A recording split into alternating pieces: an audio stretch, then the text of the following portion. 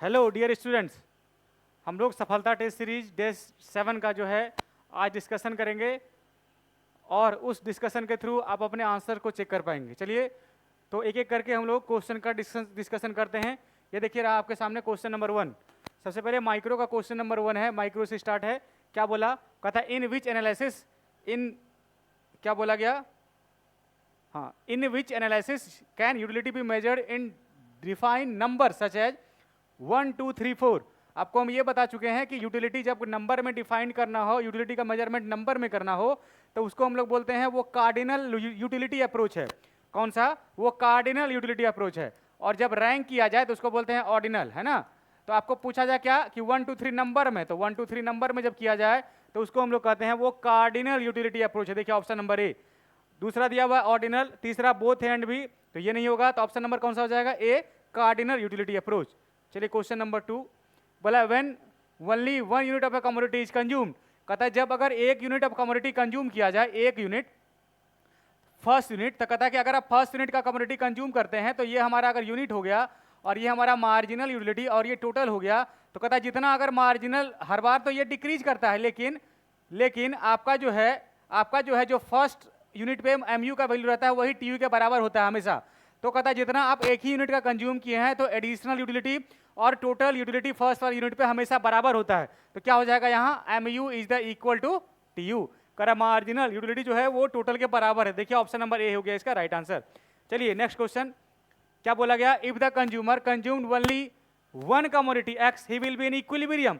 तो 1 कमोडिटी के केस में आपको बताया है MU X equal to price, जहां पे मार्जिनल यूटिलिटी उसके प्राइस के बराबर हो, वहीं पे कंज्यूमर जो है वो इक्विलिब्रियम में होता है। तो कौन सा हो जाएगा ये? Option number B. चलिए नेक्स्ट क्वेश्चन पे कहता है when TU is increasing at a decreasing rate.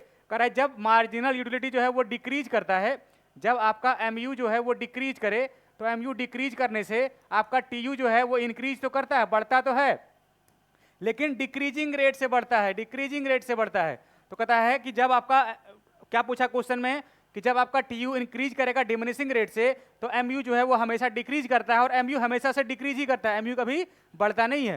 तो क्वेश्चन नंबर का इसमें कौन सा हो जाएगा ऑप्शन? आपको पूछा एमयू मस्ट बी, तो एमयू जो है वो डिक्रीज करता है ना।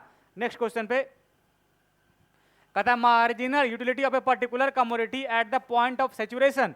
कहता है पॉइंट ऑफ सैचुरेशन पे हमेशा मार्जिनल यूटिलिटी जो है वो इक्वल टू 0 होता है, उसी को बोलते हैं सैचुरेट होना, या उसी को पॉइंट ऑफ सैचुरेशन या पॉइंट ऑफ स्टैटी या सैटिटी उसी को कहते हैं।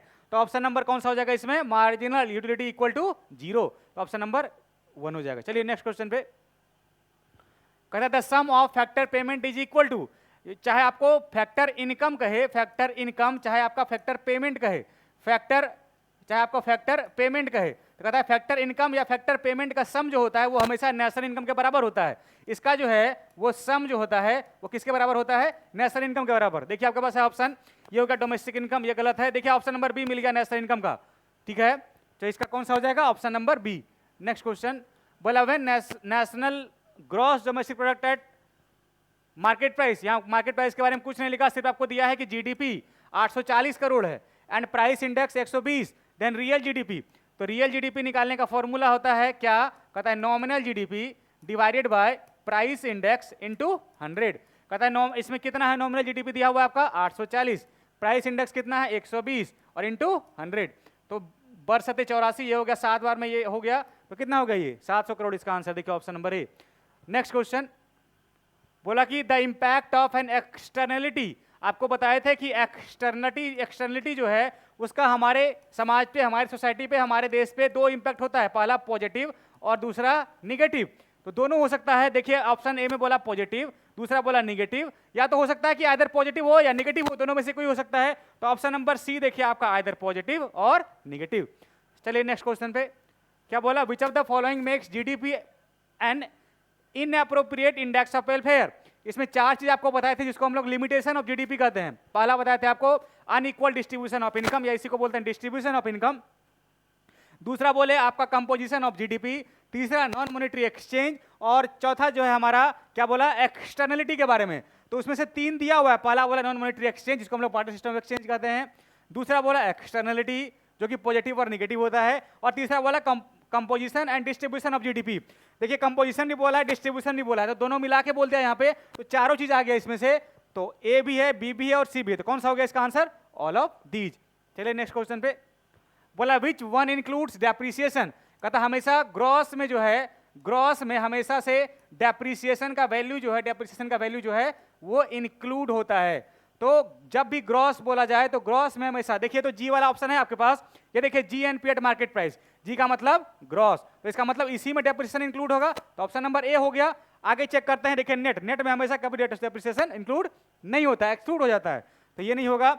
ऑप्शन नंबर सी, ये देखिए फिर से नेट दिया, ये भी नहीं होगा क्योंकि नेट में जो है डेप्रिसिएशन को हटा देते हैं, तो ये भी गलत हो गया, नन ऑफ दीज होने से रहा, तो कौन सा हो जाएगा इसका option? Option number A is the correct answer, है ना। तो इतना ही क्वेश्चन था आपका डिस्कशन सीरीज सफलता टेस्ट सीरीज का डे 7 का, और आप लोग ऐसे ही तैयारी करते रहिए और नेक्स्ट टेस्ट में आप लोग और अच्छा करें। आपका ऑल द बेस्ट, तब तक के लिए ऐसे ही तैयारी करते रहिए, ऑल द बेस्ट।